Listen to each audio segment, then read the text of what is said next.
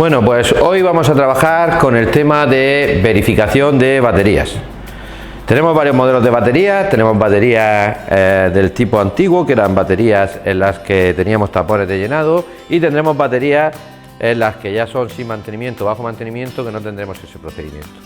A la hora de verificar baterías, tenemos varias formas de hacerlo. La primera de ellas sería exclusivamente comprobar la tensión que tiene la batería. Para mí, la peor de las pruebas que podemos hacer, porque independientemente de que tengamos un valor determinado de tensión, no quiere decir que exista la suficiente energía acumulada dentro de la batería para funcionar. Es decir, podemos tener una velocidad determinada del electrón, pero que a la vez no haya suficientes electrones para la demanda del consumo que tenga.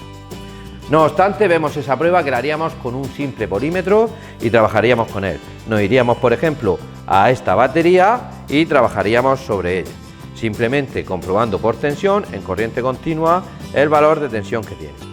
Como vemos, en este caso la batería tendría 12,80, sería el valor de tensión que tendría, y nos diría en un principio que esa batería está disponible para poder funcionar con ella. En el caso de otra batería que tenemos aquí totalmente descargada, cuando comprobamos, pues vemos que hablamos de, cambiando al valor más bajo de 2 voltios división, lo teníamos en 20 voltios división, pues que tenemos 0,36 voltios. Esta batería estaría completamente descargada y no necesitaríamos hacer ninguna prueba más para verificar su correcto funcionamiento. ¿Qué otras opciones tenemos distintas al polímetro? Pues vamos a trabajar desde un simple comprobador de este tipo, que es tipo diodos LED, en el que básicamente va a hacer el mismo funcionamiento que podría hacer un polímetro, porque lo que nos va a comprobar va a ser tensión, en el que según el LED en el que se enciende nos va a dar un estado u otro de carga de la batería. Luego podríamos tener este tipo de elementos que son densímetros. Decir que el densímetro, para poder utilizarlo, es necesario poder tener tapones de llenado y poder acceder al electrolito de la batería, ya que lo que vamos a comprobar en él es la densidad que tiene la batería. Luego hablaremos un poquito más de él cuando presentemos el producto.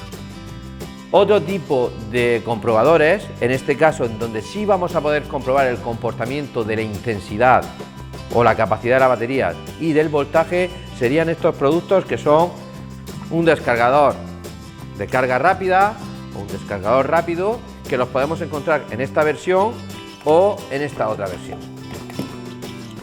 Estos sistemas lo único que hacen es provocar un cortocircuito a la batería durante un pequeño instante para ver cómo reacciona frente a un alto consumo. Simplemente está compuesto por un zoom, una resistencia que tiene un valor elevado, y provocamos un cortocircuito sobre la batería durante unos instantes y vemos qué voltaje es capaz de mantener durante un tiempo determinado. Tendríamos estos dos, que son de descarga rápida, y este tercero, que es de la marca Ferve, que haría la misma función. Iremos viendo cada uno de ellos luego con las pruebas. Son descargadores rápidos. Inconveniente de este tipo de equipo, que aun siendo un equipo muy fiable, tiene un problema. La descarga que le hace es una descarga muy fuerte, muy profunda. ¿Qué puede provocar ese tipo de descarga? Que una batería que se encuentra ya en un estado medio o bajo de funcionamiento, al provocarle ese tipo de descarga, terminemos cortocircuitándola y que la dejemos sin poder darle un uso. Por ello apareció el último tipo de comprobadores, que es el más fiable, el que tenemos ahora mismo, que sería un comprobador electrónico.